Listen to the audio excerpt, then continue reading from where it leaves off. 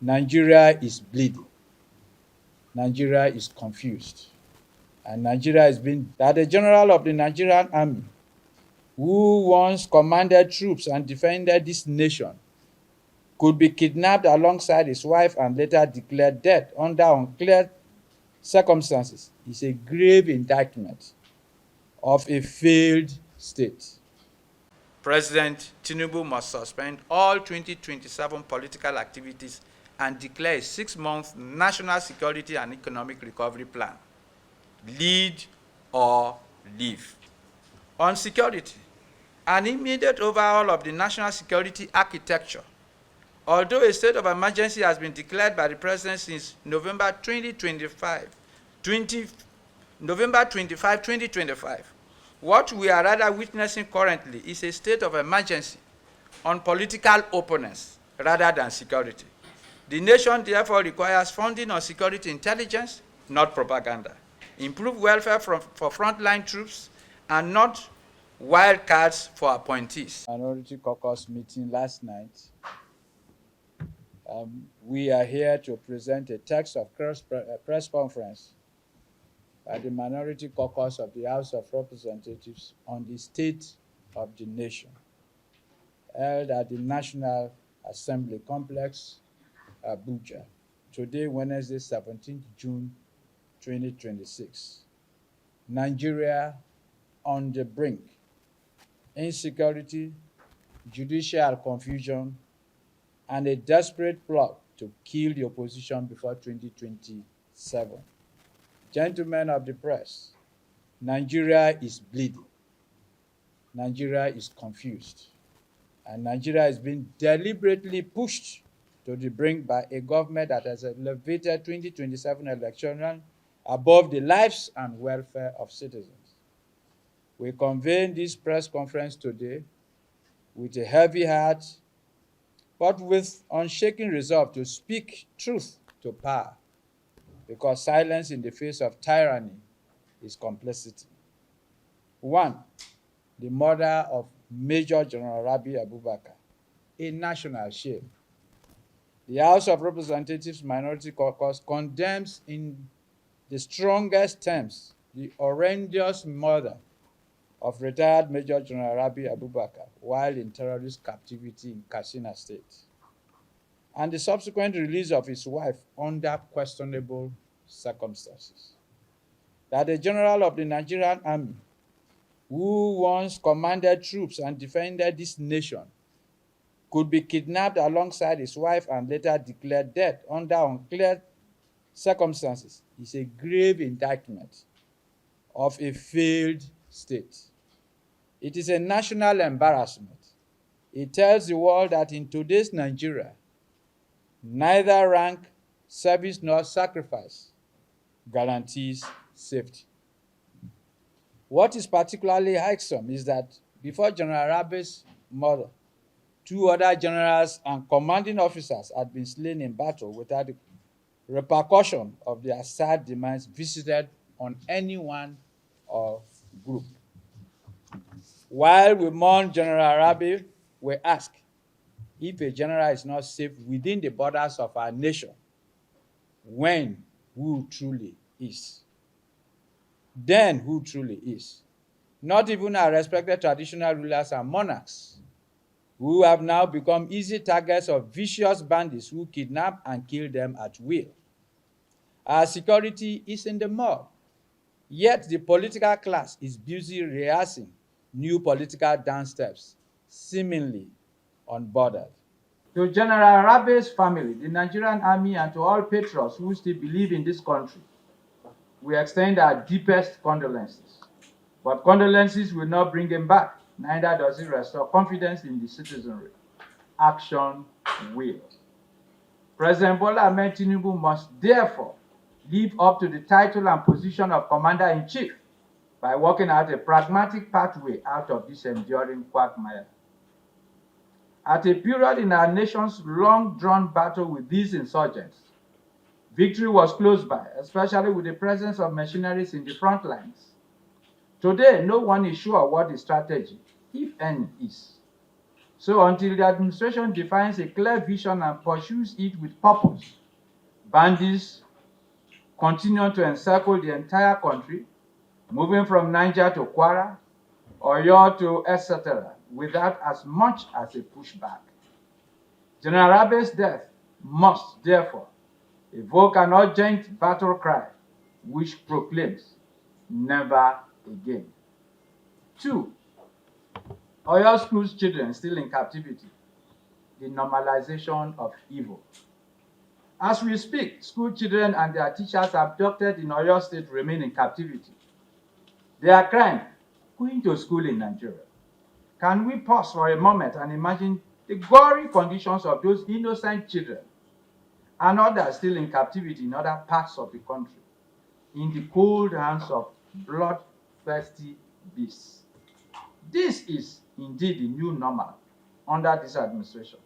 Mass abductions without consequences, terrorists dictating terms, and a government that issues statements instead of results. We demand an immediate coordinated no ransom rescue operation. Each hour these children spend with the terrorists is an hour stolen from Nigeria's future. 3. Judicial confusion and the weaponization of INEC. The 2027 plot exposed. Earlier this week, in a move that reeks of political mischief, a federal high court presided over by Justice Peter Lifu ordered the Independent National Electoral Commission (INEC) to deregister 5 opposition political parties. This judgment, coming only months to the country's general elections and after a subsisting appeal court decision on the same matter, is not intended to serve justice. Instead, it appears to be a deliberate plot to engender judicial chaos weaponized to destabilize the polity. For us as a caucus, this is rascality taken too far and a danger to participatory democracy. Let us be clear. We consider Justice Lufu's judgment as a calculated attempt to muscle legitimate opposition out of the race for the 2027 presidency. Indeed, we remain at odds in fathoming whose justice Justice Lufu is serving. In overlooking INEC's submission made during the pendency of the case to the effect that the affected parties have satisfied the requirement of the law by winning elected positions in various elections.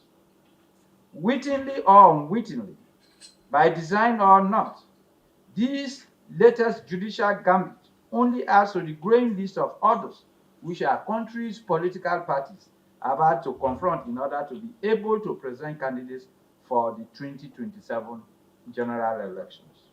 We wonder, for instance, whether it is by mere happenstance that the convener and alter ego of the plaintiffs in this matter is someone holed up in the sanctuary of the presidential villa as aide to Mr. President, Tinubu's chief of staff.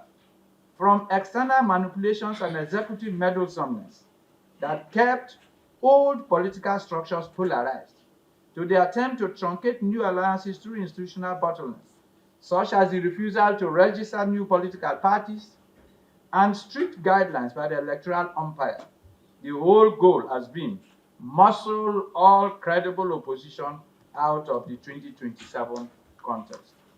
Whilst we thank the appeal court for halting the judicial overreach by Justice Lifu, we urge every proponent of political pluralism to remain alert to future attempts at undermining our nation's democracy. 4. General gloom, hardship, and the criminal neglect of governance. From Sokoto to Enugu, from Borno to Lagos, the story is the same. Hunger, killings, kidnappings, collapse of the naira, collapse of hope. Yet what preoccupies the ruling party and the presidency is 2027. Endorsement rallies, defections, re-election strategies, town hall meetings to discuss tenure security when campaigns had not been declared open by INEC. The life of every Nigerian matters, Politics must take the back seat when the nation bleeds. We must secure Nigeria first. Government exists primarily for the security and welfare of the people. Section 14(2)(b) of the 1999 Constitution is not a suggestion, it is a mandate. That mandate is being abused. Our demands on security: an immediate overhaul of the national security architecture. Although a state of emergency has been declared by the President since November 2025,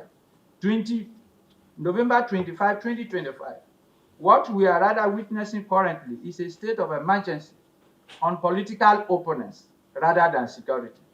The nation therefore requires funding on security intelligence, not propaganda, improved welfare for frontline troops, and not wildcards for appointees.